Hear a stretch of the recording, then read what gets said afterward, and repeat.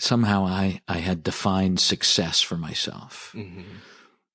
To allow myself that time to step away from whatever was going on and just sit under a tree. Getting outside more easily and confidently. Connecting to wonder. Taking the next steps in your adventure. Feeling more relaxed, creative, healthy, and alive. This is Wonder Outside. He's a certified naturalist, professional hiking guide, and outdoor educator. Here's your host, Ranger Ted. Hey everyone, welcome to episode 3 of Wonder Outside, the variety show for nature and adventure that helps you and your loved ones get outside more easily, more often, and more confidently. My name is Ted Madison. I'm also known as Ranger Ted. And I just want to say at the top, I am here for you. I am here to help you get outdoors in fun, safe, healthy, vital, and meaningful ways. Contact me, email me, leave me a voicemail. Just go to the website, wonderoutside.org, wonderoutside.org. Next, this is a community, and the more we share with each other, the more others in the community benefit from that, and you will see ways to do that throughout the show. Now, as for the show itself and what to expect, each episode features a conversation with a wonder guide. That is someone who gets a lot of inspiration in their work and in their lives from the great outdoors. But it's much more than just a conversation. This is a variety show for nature and adventure. So there's a whole bunch of segments here, specially designed for you to be fun and informative and useful. Those segments include the Where in the World Are You game, the What in the World Would You Do game, the 3x3 Main Street Challenge, which has gotten a lot of great reviews so far, the Art Meets Nature segment with prolific DJ Shark, and there's no Planet B, action you can take right now to protect our one and only planet. Well, just at the top today, I want to say this is episode 3 for me, kind of a big deal.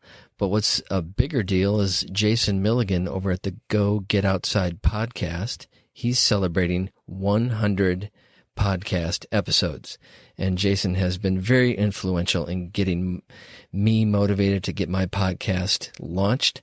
And I thank him very much for that. And I would also add that Jason's philosophy about getting outside on the Go Get Outside podcast is very similar to mine. It's for everybody, that you just got to find your thing and go for it. And he's a very good interviewer and a very good listener, and he goes in depth with people. And so I really recommend that podcast highly. And thanks again, Jason, and congratulations. So today for my 1 minute for wonder, I want to talk a little bit more about this idea of being a naturalist. First couple of episodes, we've touched on some of those subjects, like carrying a naturalist journal when you go outside, and asking yourself, what do you notice, instead of quizzing yourself about what do you know. A naturalist is often also referred to as a citizen scientist, and you can be your own very own citizen science naturalist today when you're outside walking, hiking, biking, kayaking, whatever you're going to do. And that simply means paying attention to your surroundings. And then if you're so motivated, you can help the greater community to know what's in your area, what kind of species, what kind of plants, what kind of animals, what kind of birds are around you. And there's a really great app for it. It's the iNaturalist app. The letter I and the word naturalist, iNaturalist. And their website is inaturalist.org. inaturalist.org. I talked about it in my interview with Annabeth Gish. It's a very simple concept. You see a hummingbird, you see a squirrel, you take a picture of it, or you just enter in the information of where you saw it, when you saw it, what kind of behavior you noticed about it, and it goes into the iNaturalist app, and it helps the really smarty pants people like the biologists and other scientists to get an aggregate sense of what kinds of communities of plants and animals are in your area. And that helps track invasive species, and it helps keep people motivated to kind of keep track of. It's kind of like Mr. Rogers in your own neighborhood with a little camera phone and an eye toward nature. And just one more recommendation for you. Check out supernatureadventures.com. They have great downloadable, hand-illustrated, navigational, super fun activities for kids 3 to 11, supernatureadventures.com.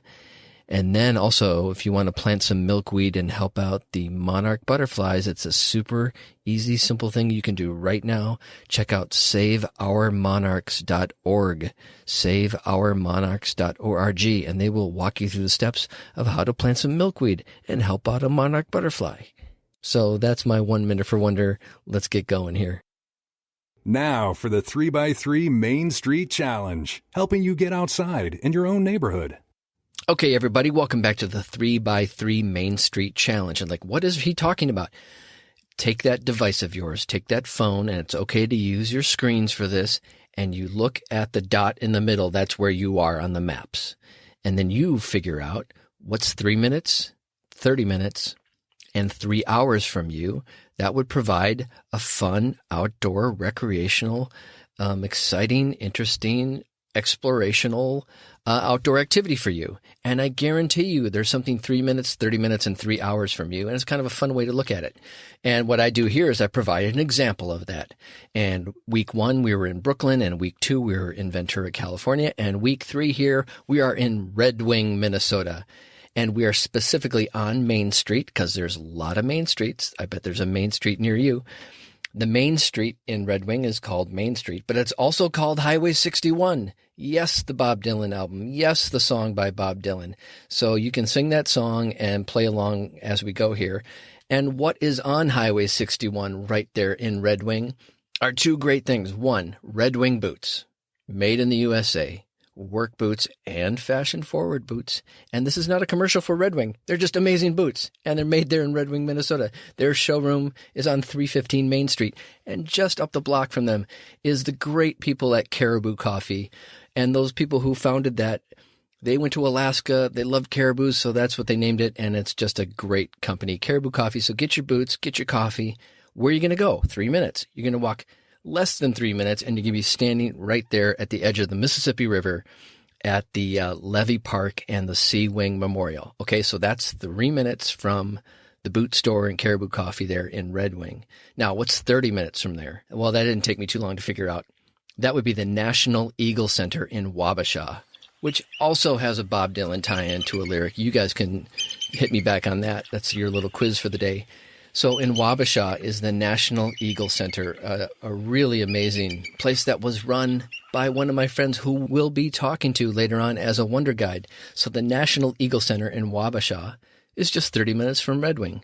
Now, what's 3 hours from that little Main Street in Red Wing, Minnesota? Well, that would be the great area of Superior, Wisconsin and Duluth, Minnesota. That's just almost 171 miles north and on the edge of one of the best bodies of water in the whole world, Lake Superior. Just amazing outdoor opportunities up there in all directions. So that's how you play the 3x3 Main Street Challenge. Thanks for coming. And speaking of community and how we can help each other, the 3x3 Main Street Challenge has a challenge for you. Go to the Facebook group and be one of the first 3 people to post something about the 3x3 Challenge, something you notice near you, 3 minutes, 30 minutes, 3 hours from you. And the first 3 people to post to the Facebook group will get a Wonder Outside sticker. And you go to that by going to the website, wonderoutside.org, find the Facebook group button, hit that, and tell us where you went or where you're planning to go. And a free sticker for the first 3.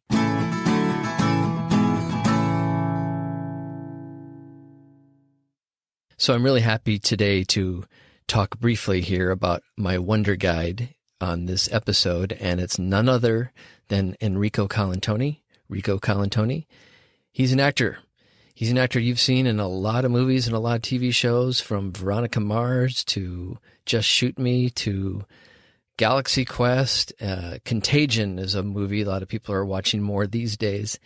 Anyway, Rico is one of the best actors out there. But more importantly, he's someone who loves being outside and has a lot of wonderful insights to offer about his time in the outdoors. And our conversation really travels a wide spectrum of topics, from Canada to the vortex of Los Angeles and navigating that to even the great playwright Chekhov.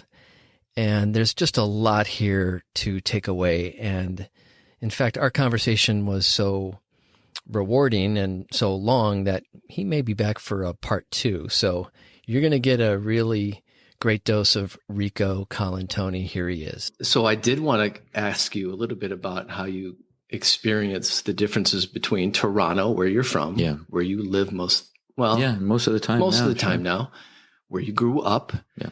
Do you still like the cold? Yeah, I do like the cold. Yeah. Why? You know what? All the years that I lived in LA, what I miss the most, only again in hindsight, because once you're here, you get lost in the vacuum of what is LA. You know what I mean? Yeah.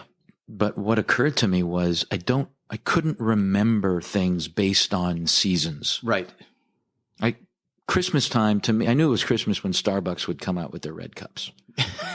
That's how I knew the season. But seriously, right. I was like, oh, that's fall. Yes. That's fall. The Starbucks on the corner is going to have the red cups, and that's going to make me, and they're going to have the pumpkin spice drinks and all that stuff, because that's going to tell me that it's fall. And the Star cookies at Trader Joe's. Yeah. That's it for me. And then Christmas, it was those cranberry triangle things or whatever. So it's all based on coffee cups and food in LA. Rather than it was the leaves on the trees, because you don't see them change, and the ice on the lake. You don't see any of that. In Toronto, you can wake up in the morning and just take that first early morning walk, and it wakes you up. It's a good feeling. It's a wonderful feeling. And the cold, within reason. I mean, 12-degree weather is not fun at all. But if you can walk in it and still hear the crunch of the snow beneath your feet, it's like it's worth it. You just bundle up, keep the eye. You know what I mean? And it's new territory when it snows. It's new. It's a new landscape. Everything. The fall is new. The fall is real. Right.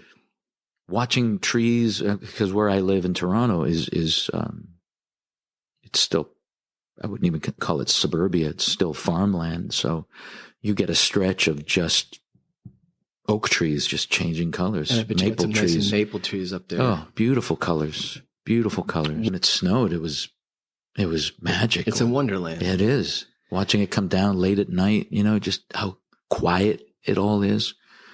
The quiet is, I think, an underappreciated benefit of winter. Oh, and just being out.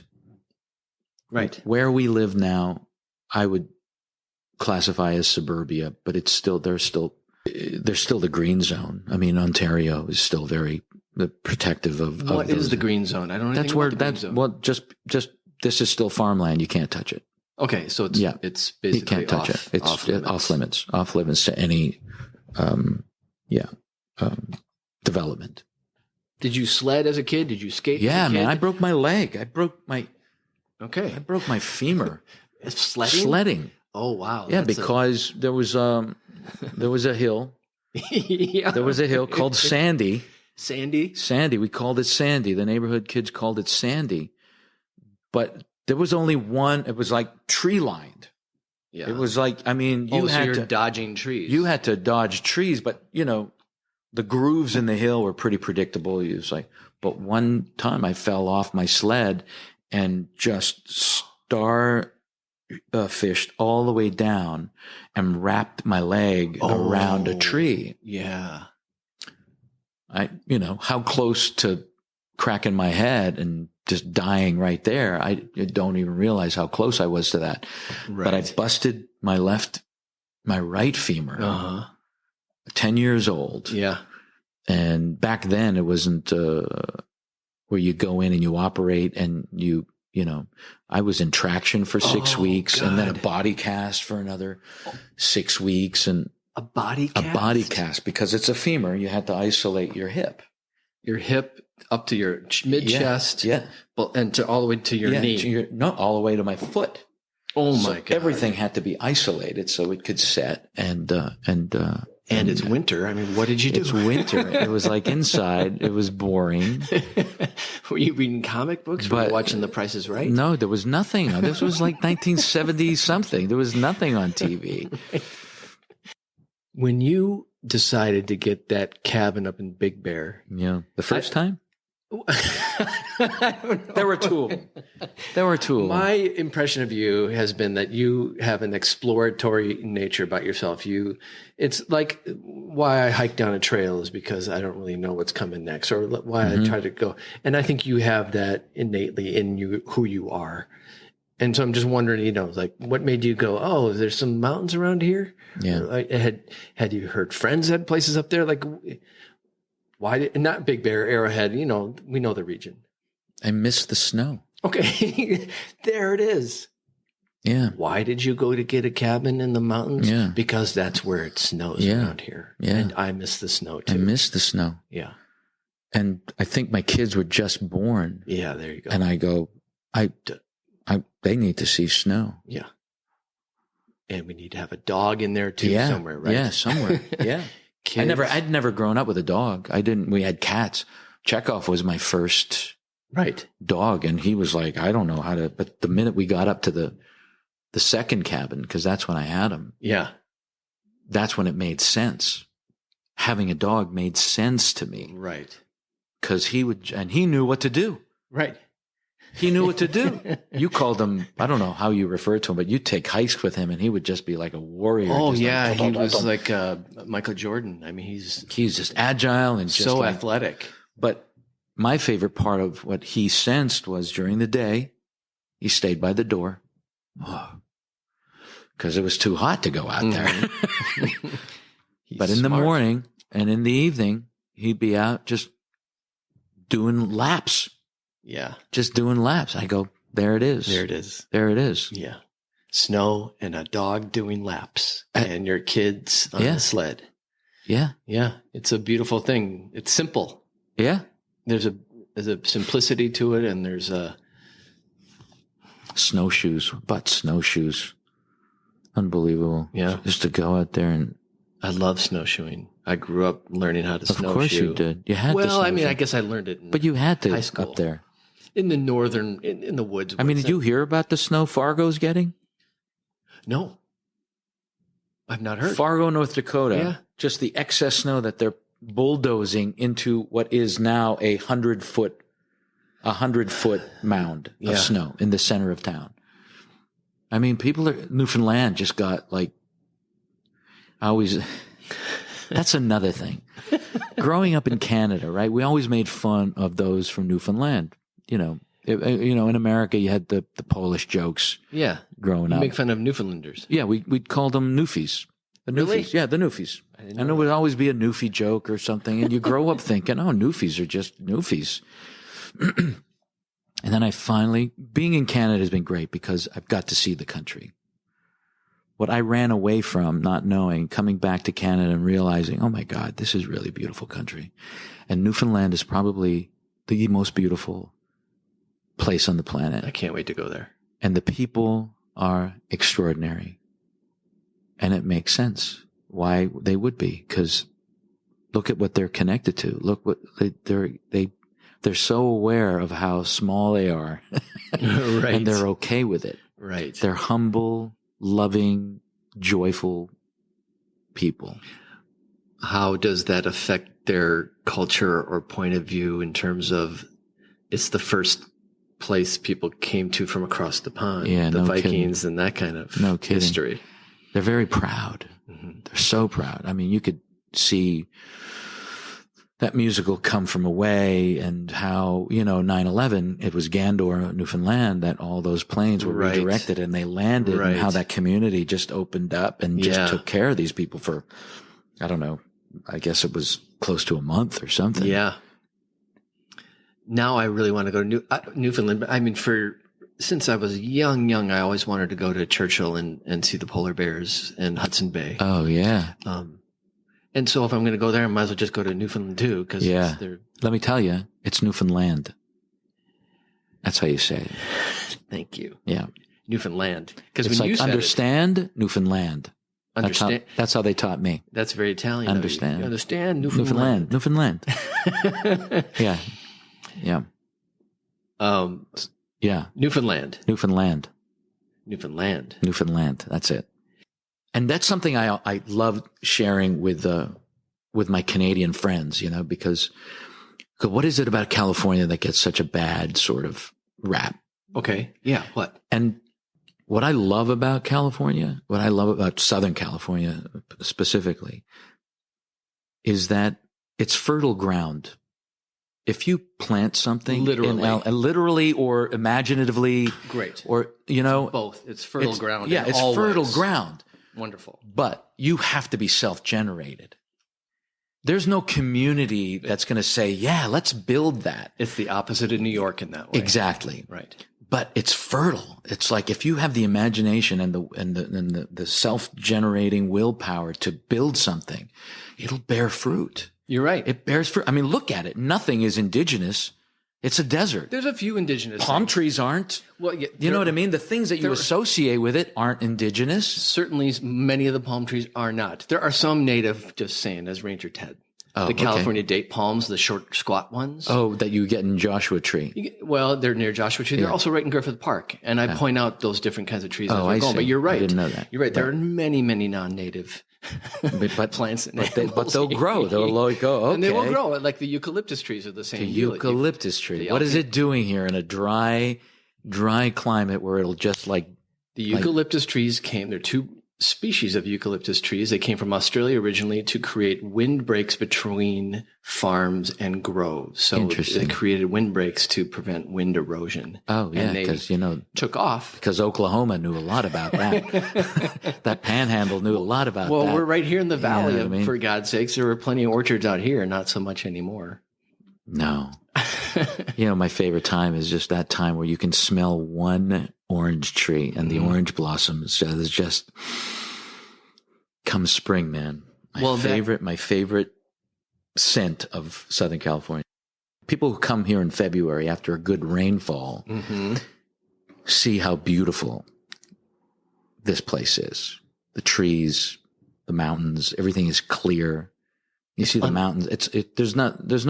There isn't a prettier place, I don't think. I mean, to be living. And so they're attracted to that, but then they forget that they're living here when they're living here. They take it for granted. It looks like Vancouver, BC here in some ways. It has that urban interface with the nearby mountains. Yeah. Which are kind of a similar elevation, actually. Yeah. And, it lasts for a few months and it's great. What I appreciate about BC, though, is you can't walk out your front door and not be in nature. Right. Have you spent a lot of time there? I suppose on different shows now. Different shows that bring me up there. I've only been there a couple few. It's hard when it's raining for months at a time, but I'm sure you meditate through those periods. Yeah. And I always, people who say I want to move to Vancouver, I go, are you an outdoors person? Right. Because you'll be outdoors when you're not indoors. Because that's right. Describe. Yeah. What is that difference? The second why is that not the case here? I mean, I'm stepping outside of your door here, but I'm not outdoors. No. Why? Because there's just another apartment complex right there. Yeah. Cars. It's the density of it is one. I have to get my car and drive to Fryman Canyon to feel that. And it's always crowded. I mean, the magnet is there. People need it. People understand the importance of it, what it does to one's health, mentally, physically. But we're missing the point when things are burning down and we don't see, like the Amazon is burning. I know. Australia is fucking burning. But we still need it. And you're right. People need it, and people know they need it. Do you think people people are acting on it? But I think you're right. There's a disengagement, or there's something is lost when you have to get in a car to drive to Fryman Canyon. Yeah. But at least you have Fryman Canyon. You have it. You have Griffith Park. And you have Runyon Canyon. That. You got to have your Lululemon though. You got to have the Lululemon. Anything short of Lululemon. You got to be, put together. But there is a culture. There is a culture in LA. I think it's a comparative culture. It's like, what do I have? What do I don't have? Mm-hmm. And yards are very important, which also keep you insulated and isolated, as opposed to Vancouver, where everybody's aware that they're living in a rainforest. Everybody's sharing the rainforest. Everybody's sharing the terrain. It's more communal. It is communal. It's community shared. Here it's like, no, this is my pristine lawn. Right. This is my bit of nature that I like to. And maybe if the city gives me a tax break, I'll go succulents and, drought yeah, right. plants. Yeah. Like go desert landscape and a lot of stones and forget the grass because water's an issue. And how did that work with your kids in terms of getting them outside? As a dad, how did you, because you had it understanding that's what you do. You go outside. Well, I know what you did. What you did was brilliant. What did I do? It was really going outside of the vortex of Los Angeles and giving your kid real nature. Mm-hmm. Within the vortex of LA, it's the parks. Yes. It's all the kids are going to the parks. We got them signed up in the baseball. We got them signed up. We keep them busy. Yeah. So we have to get in the car and go to the event, which happens to be in the park. And it's a scheduled It's a scheduled thing. Yeah. So it became exhausting. It wasn't part of it wasn't part of anything. It was just about keeping the kids busy. And the park was always a good way. Right. As opposed to go ride your bike in the backwoods somewhere. Right. We can't go take your girlfriend out there and, make out in the woods. It's just the culture of it. It's different, which is kind of peculiar to me because it's surrounded by such beauty and it's right there, but it's turned into a landscape. It's turned into a backdrop. It's not really part of the community. My latest thing is like, in the morning when you're trying to figure out what to wear, I don't care if you're in Kansas City, Toronto, Miami, or LA. Just go outside, take a look at the sun or the clouds or the rain or the snow, put your hand outside and guess the temperature. Yeah. And then go inside and you can ask Alexa, you can look on your app. Yeah. That's my good luck, pal. That's my big good luck because everything's burning. Right. Everything's burning. And that is it. And it's a paradigm shift in that when the Brazilian government is saying, what did they get? Like $2 million help from the world to stop the Amazon. It's like, thanks. That'll take care of it. It's like they're indifferent to it. We've become indifferent to the thing that has sustained us. What is natural. And we will be right back with the rest of my conversation with Rico in just a minute. There's no planet B. There's no planet B. I found some plastic and we're going to put it in the trash. Actually, I found a lot of plastic. Updates on the planet and something you can do right now to make a difference. So Rico leads us perfectly into There's No Planet B for today, where I will talk about the rainforest for just a little bit. Why is the rainforest important? Well, it's a carbon cleaner. It's critical to our mitigating of the effects of climate change. It's got the most biodiversity of anywhere on the planet, more species. I mean, the rainforest is one of the most rich and important parts of the planet. And also, it's being drastically obliterated by deforestation, by the encouragement of agribusiness, by the infringement on indigenous people's lands, and the encouragement of just basically destroying what's in front of you right now for a quick buck. And there's a lot of detail on that. The best thing we can do about the rainforest is to educate ourselves. And the best organization that I think one can start with would be the Rainforest Trust, rainforesttrust.org, rainforesttrust.org, one of the highest rated charities out there, one of the most professional, uses all of their donations to help indigenous peoples and to save the rainforest. And if you don't have $1 million like Seth MacFarlane gave to them recently, you may know Seth MacFarlane from a little TV show called Family Guy. If you don't have $1 million to give like he did for them, way to go, Seth. you can do some other things. You can just read up on the subject and get to know what part of the rainforest you want to get involved with. You can reduce the amount of paper that you use. You can start thinking about going vegetarian or vegan. And the list goes on and on. The point is to educate yourself. And the point is to check out some of the best rainforest advocacy groups out there. And the one I'm suggesting you check out is rainforesttrust.org. Thanks. Wonder Outside is sponsored by The Nature Coach, helping you and your loved ones get outside more easily, more often, and more confidently. Go to thenaturecoach.org for your free introductory session. So what is the Nature Coach? The Nature Coach is me in conversation with you, helping you figure out what your next adventure is. How do you get your kids off screens? How do you get yourself off screens? What is the next park you should explore? How do you plan? How do you prepare? How do you stay safe? How do you feel confident? So everyone gets a free 1/2 hour introductory session with me, the Nature Coach. Go to thenaturecoach.org for more information. I used to sit. I remember before I got busy and things were still, in the student stage of my career. Mm-hmm. I'd go back home and there was always that backyard patch of grass. Mm-hmm. And in the summertime in Toronto, it would get cool right around 8 o'clock, 7:30, 8 o'clock. The sun wasn't down yet, but it was just, you could start feeling the humidity had broken. Yep. And you could feel the breeze, and sitting under this one particular tree and just meditating for a good hour, just sitting there and meditating.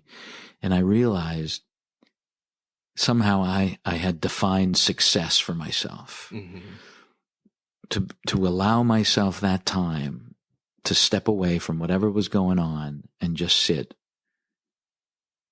under a tree. And I would hug trees, and I had a lifetime with a wonderful lady named Grandmother Kitty, who was a Lakota shaman. And she reconnected me to, well, not reconnected, but introduced me to things like sweat lodges, and brought me to Arizona, and I experienced an Apache sweat lodge, and I was in Sedona. And that was probably the first time where I saw the spirituality of the outdoors.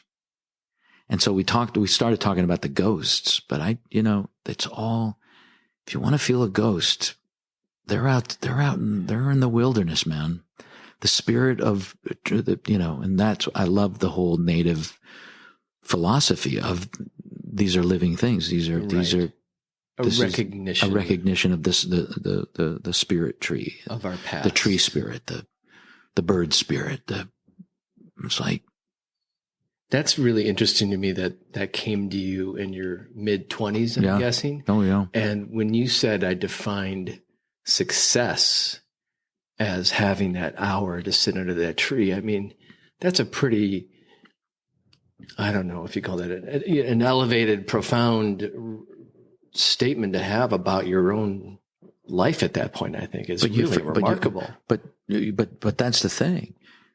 Then you get sucked into the paradigm that we live in of like competitiveness and got to keep going, and I got to put food on the table and all that stuff. And you look at that tree and suddenly it becomes a decoration. Right. Suddenly success becomes, that tree is a decoration. For sure. If I've got beautiful trees in my backyard, then I'm successful. If I've got kids running around in the backyard, then I'm successful. But not to take the time and say, come on, kids, go sit under that tree for I never got to that. I have to ask you about the weather on Thermian. On Thermia? I have to ask you. They destroyed Thermia. Okay, wait. So we have to talk about Galaxy Quest just for a minute. Yeah. Well, they're octopi. Oh, they're octopi. There's probably more water than anything, I guess. Oh, okay. Thermia, I'm guessing. I hadn't thought. No one's ever asked me that before. So what's the weather like on Thermia? Like a genius question. I try to do a little homework. What's the weather like on Thermia? I guess it would be rather damp. Okay. Yeah. Because you're octopi. Why don't you look like an octopi though when you're? Well, because we have those things that make us look human. Oh, I'm sorry. And then probably all of the super fans. Of course they know that. They're looking, you're ridiculous. Look at me, Ted. I'm an idiot. But, You're pretty... You're a pretty big hit at the Comic-Con or the SciCon thing. I've never had Wish, because those guys make a lot of money going to those things. I haven't gone to any of them yet. Oh, you haven't gone to these? No. The only Comic-Cons I've been to were for Veronica Mars. Okay, Comic-Con. But all those conventions, those sci-fi conventions, you go to those all over the world. No. But I've seen you interviewed at those places. Or maybe from Comic-Con. Oh, they're Comic-Con. Yeah. I mean, there's the whole basis of the movie. I know. The whole opening. They're at the thing. I know. They're at the convention. When I first saw you on stage... Speaking of the natural world... You were on the Guthrie stage in Minneapolis. I didn't know you. I was just a beginning actor going to my amazing theater. And there's Rico on the stage made of all live grass. In triumph of love, right? Yeah. Yeah. It was they had adapted it. Dominique Serron had adapted Triumph of Love. It was like, I forget who wrote it. Not Moliere. Not Mauvais. There's an M in there. Yeah. Anyway, Triumph of Love. Marivaux. Marivaux. Yeah. Marivaux. Yeah. And so, I played this innocent that was like incubated from the world until he was ready to come out. And my manager and friend Dave Gus says it was a diaper, which is, in a sense it was just a white sort of thing. Yeah. And coming out into this wilderness. A short toga. Yeah, it was a short What were those those gauchos? They're like gauchos. And it was the first time I'd been on stage with real grass. Unbelievable. It didn't survive. No. I mean, after a week, it became muddy and slushy and moldy, and it was awful. But they'd have to change it once a week. Yeah, Guthrie budget. Why not? Yeah. I mean, but that's to me, it was an astounding experience on all levels to be in there and to I think that's real grass up there. And the whole story, of course, the direction and the acting, it all comes together. It's beautiful, just stunning. Yeah, the grass. I was just a newbie going, what are these people doing? That was pretty cool. When you asked me to do this, I was like, I don't know, it felt more of a disconnect to what you're talking about. Right. And just so people know, when I only prepped Rico in one way for this interview or this conversation, which was think of some ways the outdoors has perhaps influenced your art, your acting, your directing, your creative life. Yeah. And you're like, what, homework? Well, in New York, when I spent 11 years in New York City, and Central Park was my salvation. Yes. That is for a lot of people. For sure. For all New Yorkers. I mean, the tourists bug me because they go and they miss the trees for the forest. But people who live in New York and need to be in Central Park. And then when I went to the drama school at Yale, Connecticut's different. Connecticut was like, Yale, there's Yale, and then there's the rest of New Haven, which was surrounded in trees. And then that bred something different. The creativity, the energy, you just felt more alive in that environment. Again, there was snow and there were seasons and there were. Does it somehow give you a chance to breathe more? To imagine more? Rosanna says it best. We love coming here and I stay with our buddy Chuck. But Chuck doesn't have a backyard. Right. That's it. She doesn't like it here because there's no door with a backyard. And you look at New Yorkers, and I'd spent 3 months there, and in the West Village, a beautiful part of town. But where do you go to reconnect for that energy? It's tough, There are ways, but you really have to work at it. Be so intentional about it. You got to work at it. And so what you end up doing is not even going to Central Park. You go to the little Washington Square Park. Yeah, Washington Square. But that's congested with people. But that's where a different energy. Isn't that where you get tackled in NYPD Blue? That was Tompkins Square. Oh, Tompkins Square Park. There's the river, but that river is just, it's like paved and stuff. Yeah. Where is it? But at least there are trees there, and at least there. But yeah, it's an intention, and it's a difficult challenge for sure. You get stuck in that vortex. It was the same thing. You didn't know that you lived on a planet. I didn't realize that there was a whole country until I went to New Haven, until I went to the drama school, because it was outside of that vortex of urban living. But like I said earlier, you get sucked back into the paradigm, and then something's got to make you go, I gotta go to the mountains. Mm-hmm. I gotta get a cabin in the woods. Yeah. I need snow. Yeah. I need. And I think sometimes that thing can be reading Uncle Vanya or The Cherry Orchard. Yeah. It's in our art and literature. Yeah. All of it. And I wanted to say, you taught me to love Chekhov. Well, you're welcome. I didn't know anything about it. Yeah. I mean, I knew. Yeah. But to immerse in that literature, the great art of it all. Yeah. It was such a gift to me as a newer actor. And I was just looking over some of the scenes, and so many of those scenes, even if you just go to Vanya. They're out nowhere. I mean, he's come so far to visit that house, and he's talking about the trees he's planted. And that's part of why Sonia falls in love with him. And he's doing his map, and he's charting the decline of the environment in his midst. The Good Doctor. Yeah. But Cherry Orchard, just the cutting down of the cherry trees. Or when Peter's talking to Young in Cherry Orchard, don't you see that from every tree in this orchard is a soul or a dead soul hanging here? That this country's built on serf labor. It's amazing. Yeah.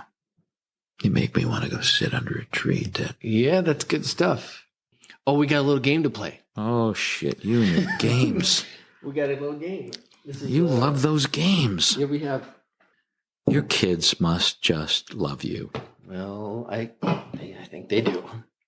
All those games that you come up with. Look, we're going to play a game. So, our listeners have sent in, I have 2 categories of questions. We're going to pick one of each, and you're going to read one to me, and I'm going to read one to you. Okay. The category questions are, where in the world are you? Okay. And what in the world would you do? And the where in the world are you questions are in my hiking boot. And what in the world would you do questions are in my reusable coffee mug. Your Minnesota hockey coffee mug. My Minnesota hockey coffee mug. He's picking a question from the what would you do? What would you do? What in the world would you do if you saw 3, that's so funny, leaves? He spells it like the maple leaves. Oh. Not leaves. Very Canadian. Saw 3 leaves in an oak-shaped clustered together. What in the world would you do if you saw 3 leaves? I get it. I think I get it. Oak-shaped clustered together. An oak-shaped cluster. I think what the person is suggesting is a leaves of 3, leave it be. I think they're talking about poison oak. Oh, wow. They're talking about poison oak. That's cool. Oh, in an oak-shaped 3 leaves. Oak-shaped. In an oak-shaped. The leaves themselves have sort of an oak template or pattern to them that each individual. It's an oak. So what would you do? What would I personally do? Is avoid it. I'd run away, put on my long pants, and run away. I'm very much susceptible to getting poison oak. It's not fun. Leaves of 3, leave it be. And my leaves other of 3, leave it be. Now in Toronto and Minnesota, you would have more poison ivy. In California, it would have much more poison oak. But they still What's the diff between ivy and the oak? There are different species altogether, but they are both have this kind of the same. Yeah, because we have poison ivy. Reactive. Poison ivy. ivy, poison ivy. Remember that song? No. Ocean in the calamine lotion. Dun, dun, dun, dun, dun. That's how you would calamine lotion when you got when you walked into poison ivy. But what does ivy look like? Okay, three is leave it be. Leaves of three, leave it be. They're kind of three oak leaves that kind of come out from the same junction point. They don't actually come from the same middle. I mean, there's a slight little tiny stem, but anyway, those leaves of three are all kind of clustered together. It's a vine mostly, and you'll see it all over Southern California here. Like when you go to Franklin Canyon, where were we talking about? Franklin Canyon? No. Fryman Canyon. If you go near the water or anywhere there's a little rivulet of previous rain or where the river, you're going to see poison oak just everywhere there. Wow. And it'll be in all different colors, orange and browns and reds. And sometimes those leaves come off. Anyway, if I were there with you and we brushed up against it, I would be done for. I would have a rash within a day. And it's not fun. How do you remedy that? You go buy this product at CVS called Tech New. And so you have to constantly, there's not much remedy once you've been exposed to it. You can relieve the itching with lotion and stuff, but it's, the best remedy is to not have it touch your skin. Crazy. That's awesome. Yeah. He's pulling a question out of my hiking boot. Yeah. I mean, I've found recently, being up in Canada, anything above freezing is great. It is. But you put on your shorts and you can tell the tourists that come to LA in January because they're like filled with shorts and t-shirts. I go, you're crazy. Yeah. But to just have your parka or a lighter jacket with 35-degree weather, it's like, it's great. The minute it dips and that wind chill comes in, it's like my favorite spot in the house is just that little gas fireplace. Mm-hmm. One little button. Boop. Somehow that reminds me of something my mom used to like to do in the spring. In March, April, things are thawing out and all the alleys and all the driveways and all the streets are covered in ice and they start to thaw. And she would take out the ice chopper and she'd create the little rivers so the water could flow down. Of course. And you're not flooding your basements. It's good. The practical side of that for sure. But the engineering of it was just such a satisfying. Routing this. It's great. That's why the ice is great. Used to, growing up again, it was like when, in the neighborhood of Sandy, when I broke my leg, there was a little river called the Humber River, the little tributaries that would lead to the bigger river. But just walking on that river in the winter, it was just frozen. The best. Walking on rivers in the winter. And if you go to Ottawa, and I've never seen this, but there's a river there that people skate on. Oh, yeah. It's a Joni Mitchell song in there somewhere. Is there? Yeah, there is. I'm sure there is. All right. Speaking of Canada. What in the world would you do if you were about to park your car at a trailhead and leave for a 5-night backpacking trip? What would you leave in your car? So what in the world would you do if you were about to park your car at a trailhead and leave for a 5-night backpacking trip? What would you leave in your car? What would you leave in your car if you're like leaving it there for 5 days? Yeah. I'm going to ask you because I know. I think the generally recognized answer, but let's see if you... What would I leave in my car? What would you leave in your car? Huh. Your keys? No. No. But what would you leave in your car? Would you leave your ID? No. No, not your ID, but identification of some kind. Yeah, of some kind. You wouldn't leave your passport. Yeah, no, but something with your name, and where you're going. Where you're going. He's hitting the table. I had not. Of course, you would. You leave a trip itinerary of some sort that we're going to be camped at these 3 lakes on this trail with these kind of, so that if there's an emergency and someone needs to reach you or find you, generally you want to leave a trip itinerary and some amount of. How smart is that? Yeah, that's a little outdoor. I guess you would leave that anytime you take a trip then. Well, you could leave it on the dining room table if you're flying to Vegas. Right.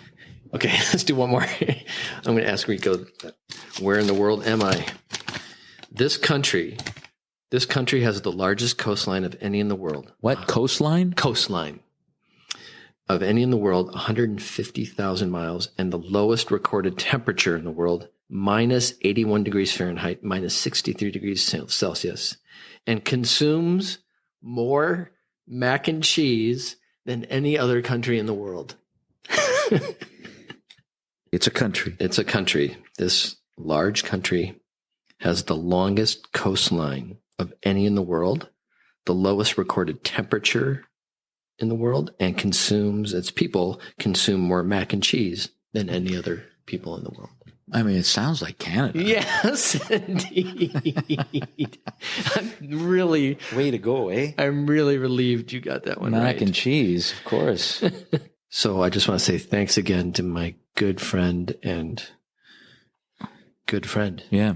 Thanks, Ted. For coming and doing this. What you naturally do is reconnect me to the good stuff. Thanks. You too. Back at you. Thank you. Yeah, for real. Coming up next, Where Art Meets Nature, exploring how art is inspired by the great outdoors. Hey, everybody. Welcome back to Where Art Meets Nature, and I'm happy to welcome back Shark. Shark is an amazing singer, songwriter, musician, composer, and he's host of his own radio show. What's the name of your radio show, Shark? All Time Is Now with DJ Shark on alltimeisnow.com. Alltimeisnow.com. So why don't you lead us off? What song do you have for us today? This week, it's Salisbury Hill by Peter Gabriel. Oh, man. We can all hear those opening notes, can't we? Oh, yeah. And it is a real place. A lot of people don't know this, in southwest England near Bath. And Peter Gabriel is from there. And as many people know, in the 70s, he was the lead singer of Genesis. Mm-hmm. And at the time, he was thinking or was about to actually quit the band and go out on his own. And the song is practically autobiographical in every context, where the song starts, climbing up on Salisbury Hill, I could see the city light. Wind was blowing, time stood still. And this was a real relationship that he had with nature and his surroundings. And this was, I found out, an Iron Age hill that was built up between 300 and 100 BC. And during battles, it actually had a battle fought with the Saxons and the Britons, led by King Arthur around 496 AD. How's that for some history? Not only is Shark a musical genius, but he is a world history maven. I mean, that is unbelievable. Thank God for Google. And the thing is, if the wonder of great songs is it's open to interpretation and you can put yourself in it. But in knowing the reality of Peter Gabriel at the time, that he literally was leaving the band, where the lines are, to keep in silence I resigned, my friends would think I was a nut, turning water into wine, open doors would soon be shut. So I went from day to day, though my life was in a rut, till I thought about what I'd say, which connection I could cut. Mm-hmm. And so he is literally at a crossroads in his life, but he doesn't say something stupid like, shall I stay in the band or leave the band? La-di-da, you know. And you brought up a really interesting thing about songwriting there, and I want you to highlight it a little bit. You talked about you can put yourself in it. Somehow I can put myself in it. Others can put themselves in it. And you feel the place he is, and you feel the outdoors, even though you may not necessarily know where that is. Right. And I think it's with all great songs is that the listener is bringing their own experience to it. And at the heart of it, the song is someone at a crossroads. Mm-hmm. And they're, out there with nature, and he says, I walked right out of the machinery. I was feeling part of the scenery. It's a beautiful moment that anyone at a crossroads in their life can interpret it as with whatever's going on within their own life. And so we can play Robert Johnson and Eric Clapton now, right? Crossroads. Right. The other thing I want to tell people musically, which is very interesting, is the song is in 7/8, meaning that there's 7 beats to an 8 bar, where it drops a beat every time it goes round. And all classical music, I should say, all disco, most rock and roll, with the exception of prog rock, is all in 4/4. So it's boom, chick, boom, all rap, everything else. This is in 7/8, and we're following it because of the riff. But it also musically lends itself to a rolling feel that's never finalized. And it's almost like, if I can go so far as to say, like skipping and running or in the grounds of the up and down the hill, that it never stops rolling as a melody. The musical design, the design and the construction of this music models the environment he's talking about. Exactly, which is even more genius, whether it was by design or accident or a brilliant mistake. It is a wonderful rolling sound that never completes itself. It's always going round. And we're going to all ask our smart speakers to play it as soon as we're done listening to today's episode. Not just yet. Just hang on for another minute. Okay, beautiful. Thank you for bringing that. And let's not forget that we can always check out DJ Shark's work on All Time Is Now. That's his radio show. And people can check out the podcast of those episodes, right? Yep. For your pleasure and leisure at alltimeisnow.com. Alltimeisnow.com with DJ Shark. And he will be back next episode with another breakdown of another great song that's inspired by the great outdoors on Where Art Meets Nature. And just one other little addendum to Shark's great analysis of the Peter Gabriel song. I went back and listened to the song, and I noticed on his Spotify that, well, it's only got 77 million downloads, way outpacing any of his other amazing, truly incredible music. So that's a good sign. That's a good song. I was trying to count myself in and start humming along with the opening chords there, and tripped up a couple times because it was indeed in 7/8 time. So I thought that was pretty cool that Shark pointed that out. And I wish I could play the song for you, but since it's a podcast, we're not allowed to do that. The other thing I just wanted to say was that he and I talked about a crossroads and why the outdoors is a good place to go when you're at a crossroads. Well, it's because getting outside helps you think more clearly. And when you walk up hills and down hills and walk on trails and around trails and walk around lakes and near rivers, that kind of thing can help you make better decisions and feel better and get through difficult things. So happened for me, continues to happen for me all the time. So highly suggest following Peter Gabriel's example. You got some decisions to make. You got some stuff to get through. Get outside. Well, I sure am liking my time with Shark and talking about music, and I hope you do too. And if you have a song that you think is really appropriate, something that's inspired by the outdoors by an artist you love, I'm full of Neil Young and Joni Mitchell references, and I could probably use some other branching out. Pardon the pun that I just came up with. So if you have a song that you think we should take a look at, go to the Facebook page. That button is right there on page 1 of the website, wonderoutside.org, and share with us some songs that you think were inspired by the great outdoors. And that is it for episode 3. Thank you so much for coming along. A little reminder, this show has a new episode every other Wednesday. If you enjoyed this, if you had a good time, if you found it useful and interesting and fun, please share it with somebody.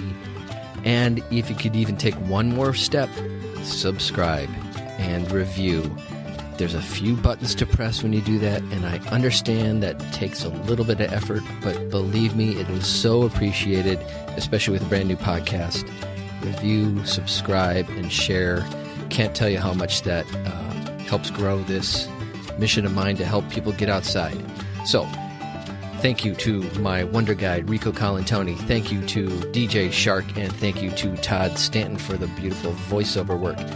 Next episode, Brenna Campbell and Mike Morosky from Super Nature Adventures. I've been talking about them at the beginning of each show. They have an amazing mission themselves up in the northwest part of this country that spreads all over the place, and you're going to really like my conversation with Brenna and Mike next episode. And I will be bringing Rico back for the second half of his conversation with me. We have a lot more to decipher with Rico, and he'll be back in episode 5. But next episode, Supernature Adventures founders Brenna Campbell and Mike Morosky.